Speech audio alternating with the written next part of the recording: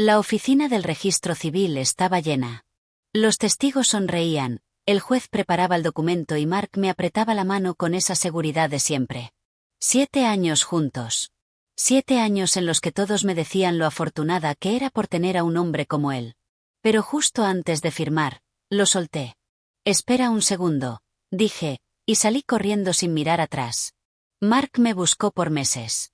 Su familia me llamó ingrata, mis amigos me dieron la espalda y mis padres no entendían cómo había podido rechazar a alguien tan perfecto. Nadie sabía que yo ya había vivido esto antes. En mi otra vida, firmé esos papeles. Me casé con el hombre que todos admiraban, el que nunca levantaba la voz, el que controlaba cada detalle de mi vida con una sonrisa. Pasé años callando, justificando, hasta que un día ya no pude más. Esta vez no cometeré el mismo error. El auto arrancó con un rugido mientras pisaba el acelerador a fondo. Mis manos temblaban en el volante, pero por primera vez en años, sentía que tenía el control. El teléfono no dejaba de vibrar. Llamadas de mamá, mensajes de mi hermana, incluso un correo de la empresa de Mark preguntando si estaba bien. No estaba bien. Pero por fin estaba viva. Pasé la noche en un motel barato, con las cortinas cerradas y el seguro echado. No lloré. Solo respiré, una y otra vez, como si el aire pudiera limpiar el miedo que llevaba años acumulando. Sabía lo que venía después, las preguntas, los reproches, la presión para que reflexionara. Pero esta vez no me callaría. A la mañana siguiente, fui al único lugar donde sabía que no me buscarían, el pequeño departamento de mi abuela, en el otro extremo de la ciudad. Te esperaba, dijo al abrir la puerta, como si hubiera visto mi huida en algún sueño. No hizo preguntas. Solo me sirvió té y me dejó llorar en su hombro huesudo. Mientras el sol se filtraba por las cortinas de flores, supe que esta vez no me rendiría. Mark podía tener al mundo de su lado, pero yo tenía algo que nadie más conocía, la certeza de lo que pasaría si volvía. La primera semana fue la más difícil. Cambié mi número, borré redes sociales y me escondí como una fugitiva. No por él, sino por mí. Sabía que si escuchaba su voz, si me encontraba con esos ojos azules que siempre parecían saber qué decir, vacilaría. Mi abuela fue mi único aliado. No tienes que explicarle nada a nadie, me dijo una tarde, mientras pelaba manzanas con su cuchillo oxidado. Pero algún día tendrás que explicártelo a ti misma. Fue entonces cuando entendí. Huir no era suficiente. Necesitaba recordar. Así que una noche, con las luces apagadas y una botella de vino barato, abrí el cuaderno que había escondido bajo mi cama años atrás. Las páginas olían a tiempo y a lágrimas secas. Ahí estaban, las fechas, las promesas rotas, las excusas que me repetía para no admitir que me estaba muriendo. 15 de marzo. Dijo que mi vestido nuevo me hacía ver vulgar. Lo devolví. 3 de julio. Canceló mi cita con el dentista. Dijo que era mucho dinero para un capricho. 12 de noviembre. Lloré en el baño del trabajo. Él nunca grita, nunca golpea. ¿Por qué me siento tan rota? El sonido de un coche frenando bruscamente frente a la casa me hizo cerrar el cuaderno de golpe. Los faros iluminaron la ventana. El corazón se me escapó del pecho. Pero era solo un repartidor. Al día siguiente, contraté a un abogado. Quiero una orden de restricción, le dije, deslizando el cuaderno sobre su escritorio. Y necesito que sea antes de que él se dé cuenta de una cosa. El hombre hojeó las páginas, y por primera vez, alguien más vio la verdad. Sus cejas se tensaron. Señorita Carter, ¿sabía usted que esto constituye abuso psicológico demostrable? Afuera, un pájaro golpeó contra la ventana. Y por primera vez en 2 vidas, sonreí. El abogado me entregó un sobre manila grueso. Dentro había copias de mis mensajes de texto, extractos bancarios y hasta testimonios de compañeros de trabajo que habían visto cómo Mark casualmente aparecía cada vez que yo almorzaba con algún colega hombre. Con esto, la orden es casi segura, dijo. Pero hay algo más. Se inclinó hacia adelante, los codos sobre la mesa. Su exprometido contrató a un detective privado hace 3 días. La taza de café que sostenía me quemó los dedos, pero ni lo noté. ¿Está diciendo que me está siguiendo? No directamente. Pero ha estado preguntando en su antiguo gimnasio, en su salón de belleza, Incluso ofreció dinero a la recepcionista de su dentista por su historial médico. Salí de ahí con la orden de restricción provisional en el bolso y una náusea que no se iba. Mark nunca aceptaba un no por respuesta. Lo sabía mejor que nadie. Esa noche, mientras mi abuela roncaba en su habitación, revisé cada rincón de mi teléfono nuevo. Desinstalé apps, cambié contraseñas, hasta verifiqué si tenía algún rastreador oculto. Entonces vi lo que había pasado por alto. En mi cuenta de la nube, sincronizada automáticamente, había una foto tomada 2 días antes. Una foto de mi abuela sacando la basura. Subida desde el iPad que había dejado en mi antigua casa. Mis dedos temblaban al desconectar la sincronización en la nube. Cada clic me sentía como desactivar una bomba. Pero era demasiado tarde. Mark ya sabía dónde estaba. La puerta del refrigerador de mi abuela crujió al abrirse. Saqué leche para el té, pero el cartón estaba casi vacío. Abuela, ¿cuándo fue la última vez que compraste leche? El martes pasado, respondió desde el sillón, sin levantar la vista de su novela. El martes. El día antes de que llegara yo. La foto de la basura estaba fechada el miércoles. El aire se me atoró en el pecho. Mark no solo había entrado en mi cuenta. Había estado aquí, en este barrio, siguiendo los hábitos de mi abuela. Esperando. Corrí al baño y vomité el poco café que había tomado. El agua fría en la cara no calmó el hormigueo en mi cuello. Cuando levanté la vista al espejo, vi las ojeras moradas, los labios partidos. Parecía una versión gastada de mí misma. El timbre sonó. Mi cuerpo se paralizó. La abuela gruñó mientras se levantaba. «No abras», grité, pero ya estaba girando el picaporte. En el umbral había un joven con uniforme de repartidor y una caja rectangular. Paquete para Emma Carter. La etiqueta mostraba mi nombre completo y la dirección exacta. Pero no había remitente. Solo una nota pegada con letra que reconocí al instante. Siempre supiste que éramos para siempre. La caja pesaba demasiado para su tamaño. Con dedos entumecidos, rasgué el cartón. Dentro estaba el iPad que había dejado atrás. Y mi diario de los 7 años con Mark. El que yo misma había quemado en su patio trasero la noche que decidí huir. El diario olía a humo y a perfume rancio. Las páginas estaban chamuscadas en los bordes, pero las palabras en mi letra temblorosa seguían legibles. Pasé el dedo por una entrada fechada 3 años atrás. Hoy me dijo que si alguna vez lo dejaba, se aseguraría de que nadie más me quisiera. La tinta se había corrido en alguna parte, probablemente por mis lágrimas de aquel entonces. Ahora, mis ojos estaban secos. El timbre volvió a sonar. Esta vez salté hacia la puerta antes que mi abuela. A través de la mirilla vi a un hombre alto con gafas de sol y una chaqueta de cuero. No era Mark. Sí, dije, sin abrir. Señora Carter, soy Daniel Lowe. Trabajé para su ex prometido. Bajó la voz mientras sacaba una credencial. Necesito hablar con usted. Urgentemente. Mi primer impulso fue llamar a la policía. Pero algo en su expresión, esa mezcla de urgencia y culpa, me detuvo. Tiene 5 minutos, dije, dejando la cadena puesta al entreabrir la puerta. El hombre respiró hondo. Mark me contrató para seguirla, pero anoche encontré algo que no debería haber visto. Se pasó una mano por el pelo corto. Hay un archivo en su computadora. Fotos suyas. Dormida. Con marcas de inyecciones en los brazos. El suelo pareció inclinarse bajo mis pies. Recordé esas mañanas en las que despertaba con la boca pastosa y moretones que no podía explicar. Mark decía que era sonámbula. ¿Qué quiere de mí? Logré articular.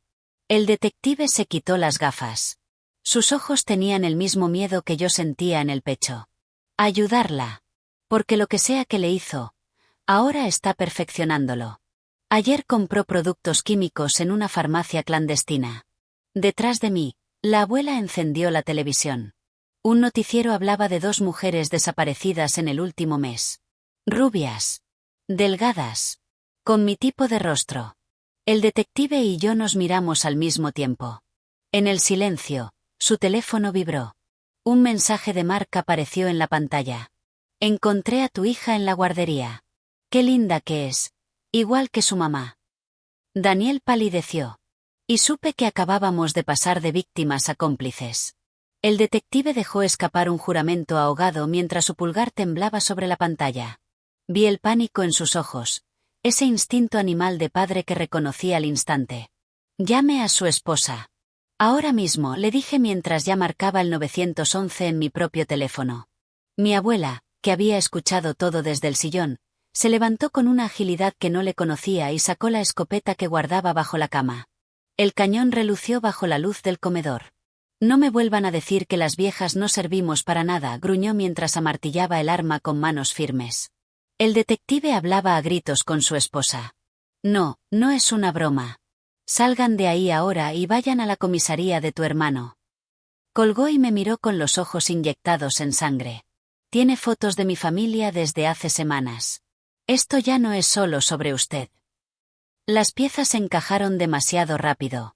Mark no solo me estaba cazando a mí.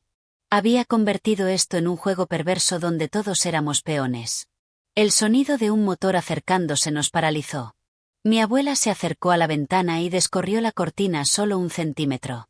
Furgoneta negra. Placas tapadas con barro.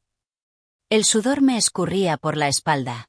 El detective sacó su arma reglamentaria con movimientos entrenados. ¿Tiene salida trasera?, preguntó. Mi abuela asintió hacia la cocina, patio, luego la casa de los Márquez. Ellos tienen un sótano. El timbre sonó. Largo, insistente. Luego la voz que aún visitaba mis pesadillas. Emma, cariño, sé que estás ahí. Solo quiero hablar. El tono era dulce, como cuando me explicaba por qué debía dejar de ver a mis amigas. El detective me agarró del brazo y susurró. Su teléfono. ¿Tiene localizador? El iPad. La caja. Todo había sido una trampa. Los tres nos miramos en ese instante de horrible comprensión. Mark no estaba en la puerta. El crujido de una ventana rompiéndose en el dormitorio nos lo confirmó. El cristal estalló en 1000 pedazos. Mi abuela no lo pensó 2 veces. Apuntó al pasillo y disparó al aire.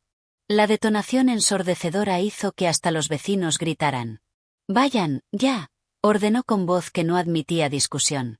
El detective y yo corrimos hacia la cocina mientras los pasos de Mark resonaban en el pasillo. Una maldición ahogada. Había tropezado con la mesa del recibidor. «Puta vieja loca», escuché que murmuraba. El patio trasero estaba oscuro, la hierba húmeda bajo mis pies descalzos. El detective saltó la cerca primero y me ayudó a pasar justo cuando la luz de la cocina se encendió detrás de nosotros. No me di vuelta. No necesitaba hacerlo para saber que Mark estaba ahí, observando nuestra huida con esa calma aterradora que siempre mostraba cuando la situación se ponía fea. La casa de los Márquez estaba a oscuras. El detective rompió el pequeño vidrio de la ventana del sótano con la culata de su arma. «Entra tú primero», me dijo, mirando hacia atrás con nerviosismo. Me deslicé por la abertura, aterrizando sobre un montón de cajas de Navidad. El detective me siguió, pero no antes de que yo viera la silueta alta y delgada parada en el patio de mi abuela, iluminada por la luz de la cocina. Mark alzó una mano en un gesto casi amistoso. Luego señaló su reloj. El mensaje era claro: esto no había terminado. El sótano olía a humedad y naftalina. El detective jadeaba a mi lado, pero su voz fue firme al sacar el teléfono. «Ahora llamamos a la policía. Y después a mi cuñado en el FBI. Porque esto ya pasó de ser acoso a intento de homicidio». Mientras marcaba, un sonido nos paralizó, el crujido de una tabla en el piso de arriba. Alguien más estaba en la casa de los Márquez. Y no eran los dueños. El crujido se detuvo justo encima de nuestras cabezas. El detective me empujó detrás de una pila de cajas, su arma apuntando hacia las escaleras del sótano. El silencio era peor que cualquier ruido. Entonces, un golpe seco. Como un cuerpo cayendo al suelo. Una voz femenina susurró. «¿Emma? ¿Estás ahí abajo?» El corazón me dio un vuelco. Reconocí ese tono. «Sara». La puerta del sótano se abrió de golpe.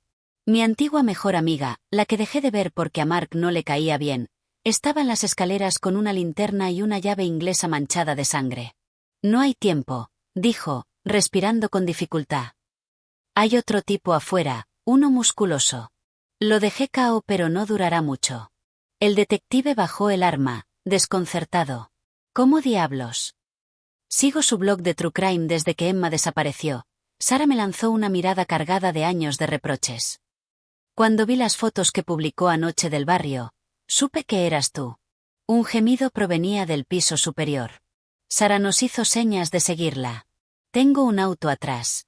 Podemos. El estruendo de un disparo la interrumpió. La bala atravesó el hombro de Sara antes de incrustarse en la pared. Desde lo alto de las escaleras, el musculoso se tambaleaba, con sangre chorreando por su sien, el arma humeante en la mano. El detective reaccionó primero. 3 disparos certeros. El hombre cayó como un saco de piedras. Sara se desplomó contra mí. La sangre caliente me empapó la camisa. Lo siento, murmuró. Debería haber insistido más cuando dejaste de responder mis llamadas. Afuera, las sirenas se acercaban. Pero yo sabía que no era suficiente. Mientras ayudaba al detective a cargar a Sara, miré hacia la casa de mi abuela. Las luces estaban apagadas. Y la furgoneta negra ya no estaba. La ambulancia se llevó a Sara mientras yo repetía como un mantra a los policías. Mi abuela, tienen que encontrar a mi abuela. El detective Lobe sostenía mi brazo con fuerza, evitando que corriera hacia la casa rodeada de agentes. El primer oficial en entrar salió pálido 10 minutos después. La señora está bien, dijo. Inconsciente, pero estable. Hay algo más. El pasillo estaba lleno de fotografías. Docenas de ellas, clavadas en las paredes con cuchillos de cocina. Imágenes mías de los últimos 7 años. En la universidad, en la ducha, durmiendo. Y entre ellas, fotos recientes de las mujeres desaparecidas del noticiero. Pero lo peor estaba en la cocina. Sobre la mesa, junto a la escopeta descargada de mi abuela, había un modelo a escala perfecto de una casa de campo. Nuestra casa de campo. La que Mark siempre decía que compraríamos cuando estuviéramos listos. Dentro de la maqueta, 3 figurillas, 2 mujeres rubias atadas a sillas, y un hombre de pie entre ellas con un cuchillo miniatura. El detective se acercó con una bolsa de pruebas. Encontraron esto clavado en la puerta de tu habitación, me dijo, mostrándome una página arrancada de mi viejo diario. La entrada decía, hoy soñé que vivíamos en una casa lejos de todo. Él dijo que los sueños se hacen realidad, pero no como uno espera. El oficial a cargo nos llamó aparte. Señora Carter, su exprometido tiene un historial psiquiátrico que no apareció en los registros iniciales. 12 años atrás, su primera novia desapareció durante un viaje de camping. ¿Por qué no está en prisión? Pregunté con la voz quebrada. El detective Lobe respondió por él. Porque el único testigo era su hermano menor. Y hace 11 meses, ese hermano salió de prisión tras cumplir condena por fraude. Los ojos del oficial se endurecieron. Hoy recibimos un informe. El hermano de Mark compró un boleto de bus hacia este condado hace 3 días. El sonido de un teléfono vibrando nos sobresaltó. Era el móvil de Sara, que un paramédico nos entregó junto con sus pertenencias. La pantalla mostraba un mensaje de un número desconocido. Decidiste jugar a las heroínas. Ahora juguemos a las escondidas. Adjunto había una foto tomada hacía media hora. La furgoneta negra estacionada frente al hospital donde acababan de ingresar a Sara. El pasillo del hospital olía a desinfectante y miedo. 2 policías custodiaban la habitación de Sara mientras yo me retorcía las manos en la sala de espera, mirando cada sombra que pasaba. El detective Lobe hablaba por teléfono en voz baja, negociando custodia para la hija de Sara. De pronto, las luces parpadearon. Un estruendo sordo retumbó en el piso inferior, seguido de gritos. Los policías se pusieron en alerta, uno corrió hacia las escaleras. El ascensor se abrió con un din inocente. Dentro, un carrito de limpieza abandonado.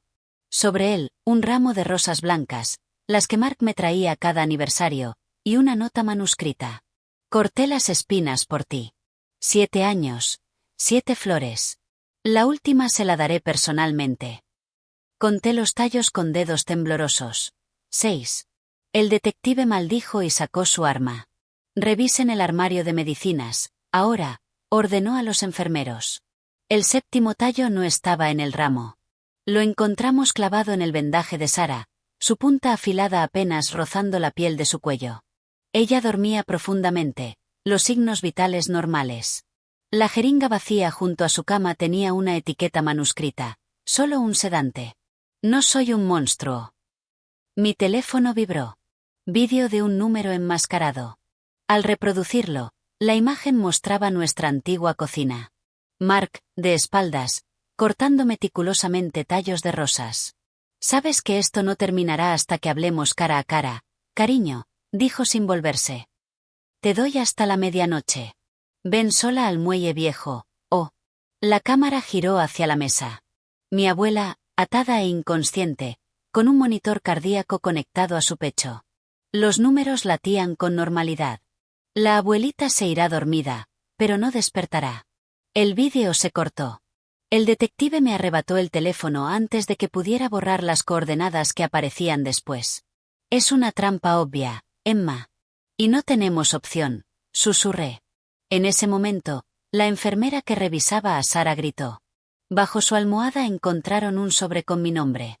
Dentro, una foto de mi madre saliendo del supermercado esa misma mañana.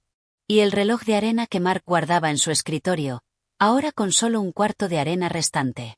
El reloj de arena dejó un rastro de finos granos sobre mi rodilla mientras el auto del detective recorría a toda velocidad la carretera hacia el muelle abandonado. Cada segundo que pasaba era un grano menos.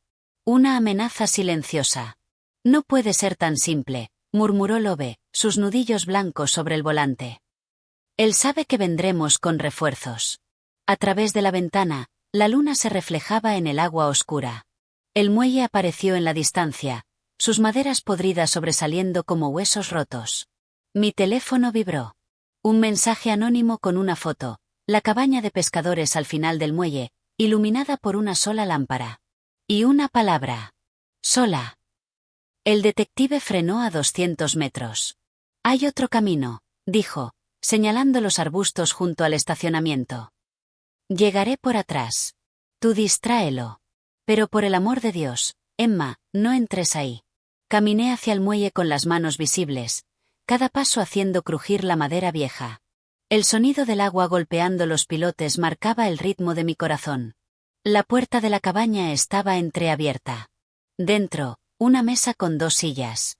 En una, mi abuela, pálida pero respirando. En la otra, una mujer rubia. No era una de las desaparecidas del noticiero. Esta mujer tendría unos 40 años ahora, pero reconocí su sonrisa de las fotos que Mark guardaba en una caja marcada Recuerdos de la uni. Hola, Emma, dijo Lauren, su primera novia, la que supuestamente había desaparecido. Lamento que él te hiciera pasar por todo esto. Su mano izquierda jugueteaba con algo bajo la mesa. Un detonador. ¿Dónde está Mark? Pregunté, deteniéndome en el umbral. Lauren sonrió, mostrando dientes perfectamente alineados. Demasiado perfectos. Como los que Mark me insistió en ponerme. ¿Dónde siempre está cuando las cosas se complican? Respondió. Detrás de ti. El golpe en mi nuca llegó antes de que pudiera girarme. Lo último que vi antes de que todo se volviera negro fue el reloj de arena de Mark, ahora vacío, sobre la mesa. Y el hermano que todos creían su cómplice, saliendo de las sombras con una jeringa en la mano. El dolor me despertó antes de abrir los ojos. Un dolor agudo en el brazo, como si alguien hubiera clavado un hierro al rojo vivo en mi antebrazo. Al forzar la vista, vi la jeringa abandonada junto a mí y una sustancia negra y espesa saliendo de la herida. La habitación olía a salitre y gasolina. Estábamos en un barco, las paredes se mecían con las olas. No es veneno. La voz de Lauren llegó desde algún lugar a mi derecha. Es un rastreador. De los que usan para seguir tiburones. Mi abuela yacía inconsciente en una litera, conectada a un monitor portátil que emitía un pitido constante. ¿Por qué? Logré articular, mientras intentaba sentarme. Las esposas me cortaban las muñecas. Lauren se acercó, iluminada por la tenue luz de una linterna. Ahora veía las cicatrices bajo su maquillaje, la forma en que su mano derecha temblaba ligeramente. Porque Mark no entiende el no, respondió, mostrándome su teléfono. Pero yo aprendí a usarlo en mi beneficio. La pantalla mostraba un mapa con 3 puntos brillantes, uno en el barco donde estábamos, otro en el muelle abandonado, y un tercero moviéndose rápidamente hacia la costa. El detective Lowe siguió tu señal, sonrió. Directo hacia la trampa. Un golpe seco resonó en la cubierta superior. Pasos rápidos. Lauren me lanzó una llave. Tienes 4 minutos antes de que el barco explote. Yo me encargaré de que él nunca más lastime a nadie. ¿Por qué ayudarme? Pregunté, frotándome las muñecas liberadas. Ella se quitó la chaqueta, mostrando una red de cicatrices en los brazos. Las mismas marcas que yo tenía en mis pesadillas. Porque alguien lo hizo por mí una vez. Los pasos se acercaban. Lauren sacó una pistola del cajón. Ahora vete. El último que vi antes de arrastrar a mi abuela hacia el bote salvavidas fue a Lauren parada en la puerta, con la misma pose desafiante que tenía en las fotos universitarias. Y el reloj de la cuenta regresiva marcando 3:59. El bote salvavidas golpeó el agua con un impacto que me sacudió los dientes. Las cuerdas crujieron cuando solté el mecanismo de descenso, alejándonos del barco que ahora parecía una silueta siniestra contra el cielo nocturno. Mi abuela tosió, recuperando el conocimiento justo cuando el primer destello naranja iluminó sus arrugas. ¿Qué diablos? La explosión nos alcanzó antes de que pudiera responder. Una onda expansiva de aire caliente nos empujó, haciendo que el bote girara violentamente. Agua salada me quemó los ojos mientras intentaba distinguir la costa entre el humo. 2 figuras se recortaron contra las llamas en el barco. Lauren, con el pelo al viento como una bandera. Y Mark, su silueta perfectamente reconocible incluso a distancia, avanzando hacia ella con algo brillante en la mano. Otro estallido. Esta vez desde el interior del barco. Los vidrios volaron en todas direcciones como estrellas fugaces. «¡Rema!», gritó mi abuela, agarrando un remo con manos temblorosas. «Hija de tu madre, rema». Las olas nos arrastraban hacia el incendio. Cada golpe de remo era una batalla contra la corriente. No sabía si Lauren había logrado escapar, o si había cumplido su promesa de llevarse a Mark con ella. El sonido de un motor cortó la noche. Una lancha patrullera se acercaba, con el detective Lowe en la proa, su brazo vendado pero su arma firme. «Detrás de ustedes», gritó. Giré justo a tiempo para ver la tercera figura saltando del barco en llamas. Nadando hacia nosotros con brazadas poderosas. Demasiado grande para ser Lauren. El hermano. El agua a su alrededor se tiñó de rojo, pero seguía avanzando. En su mano, el destello metálico de un cuchillo entre sus dientes. El detective apuntó. «Agáchense». El disparo resonó sobre el crepitar de las llamas. El cuerpo del hermano se convulsionó una vez antes de hundirse en las aguas oscuras. Pero fue la voz de Mark la que escuché gritar desde el barco que se partía en dos. «Este no es el final, Emma». Luego solo quedó el silencio, el olor a gasolina quemada, y las sirenas acercándose. 3 meses después, el olor a gasolina quemada seguía atormentándome en sueños. La fiscalía clasificó el caso como cerrado sin cuerpo. No encontraron restos de Mark entre los escombros del barco, solo el cuchillo con sus iniciales fundido parcialmente por el calor. El detective Lowe vino a verme cada semana, siempre con la misma pregunta. «¿Estás segura de que quieres hacer esto?». Hoy, por fin tenía la respuesta. La sala del tribunal estaba llena cuando entré, apoyándome en el bastón que usaba desde que la bala perdida del hermano me fracturó la cadera. Los periodistas susurraban al reconocerme, pero yo solo tenía ojos para la mujer sentada al fondo, con gafas oscuras y un pañuelo en la cabeza. Lauren. Sobrevivió saltando por el lado opuesto del barco. Las quemaduras en sus brazos ahora coincidían con las cicatrices antiguas. El juez golpeó el martillo. Caso número 4472. Demanda por negligencia psicológica contra el Hospital Hillside. El abogado de la defensa tosió nervioso cuando coloqué sobre la mesa el expediente médico que el detective había encontrado en la casa del hermano. Páginas y páginas de historiales alterados. «Demostraré», dije, mirando directamente a las cámaras, que Mark Stevens trabajó aquí hace 12 años, justo cuando Lauren Parker fue dada por desaparecida. Lauren se quitó lentamente las gafas, mostrando los ojos que Mark le quemó con ácido. «¿Y qué hay más como nosotras?». En la última fila, una mujer rubia se levantó bruscamente y salió del tribunal. Reconocí su silueta de las fotos en el diario quemado. La tercera novia. El detective Lowe intercambió una mirada conmigo antes de seguirla discretamente. Mientras, El abogado de la defensa palidecía al ver el documento que acababa de recibir. Una lista de 7 nombres. 7 mujeres. 7 rosas blancas. Y en la esquina inferior, garabateado con esa letra que tanto temía. Siempre quedará una por entregar. El aire acondicionado del tribunal crujía como huesos rotos. Mientras el juez revisaba los documentos, noté un movimiento en la ventana del segundo piso. Una sombra donde no debería haberla. Lauren lo vio al mismo tiempo. Sus dedos quemados se aferraron a mi brazo. «No mires», murmuró. «Es lo que quiere». Pero ya era tarde. El reflejo en el cristal mostraba a un hombre con gorra de béisbol y gafas oscuras, las manos enguantadas apoyadas en la baranda. Demasiado alto para pasar desapercibido. Demasiado quieto para ser inocente. El detective Lowe entró en ese momento, solo. «Se fue», dijo en voz baja. Pero dejó esto en el auto. El sobre olía a colonia barata y gasolina. Dentro, una foto reciente de mi madre comprando rosas blancas en el mercado. Y un trozo de tela manchada de sangre, el mismo estampado del vestido que Lauren llevaba la noche del barco. El fiscal tosió, señalando el reloj. Era hora de mi declaración. Al levantarme, la sombra de la ventana ya había desaparecido. Pero su mensaje estaba claro. Estaba jugando con nosotros. Y en su juego enfermo, siempre llevaba la ventaja. El fiscal ajustó su corbata mientras yo caminaba hacia el estrado, cada paso resonando como un martillazo en el silencio expectante de la sala. Pero antes de que pudiera jurar sobre la Biblia, un teléfono vibró. No era el mío. No era el de Lauren. El sonido venía del bolsillo del abogado defensor. El hombre palideció al ver la pantalla. Un mensaje de texto visible para todos los que estábamos cerca. Pregúntele a su testigo estrella sobre el incendio en el apartamento 4B. El que ella provocó. Lauren dejó escapar un sonido gutural.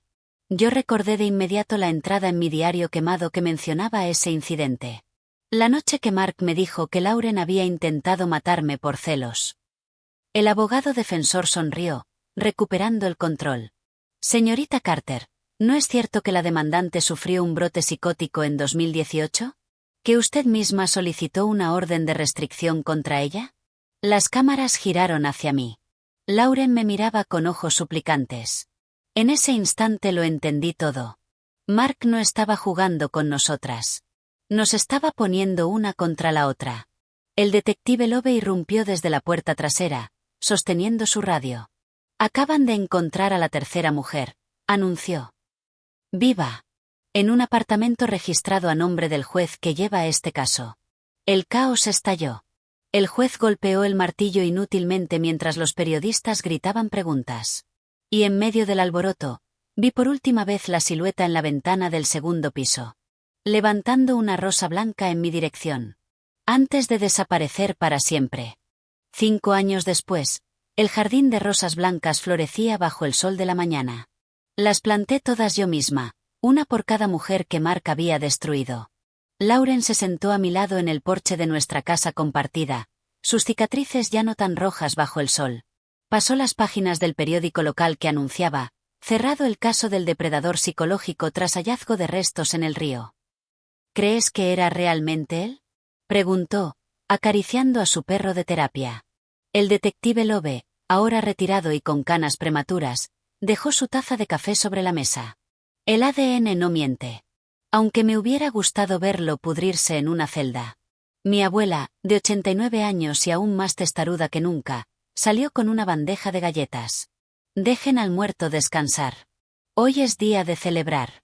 Señaló hacia la entrada, donde Sara llegaba con su hija de brazos, seguida de las otras 4 mujeres cuyos testimonios finalmente nos unieron. Sobrevivientes. Hermanas. El viento agitó las páginas del periódico, revelando la foto del anillo de bodas de Mark encontrado entre los huesos. Lo enterré bajo la última rosa blanca. Y por primera vez en 2 vidas, respiré libre.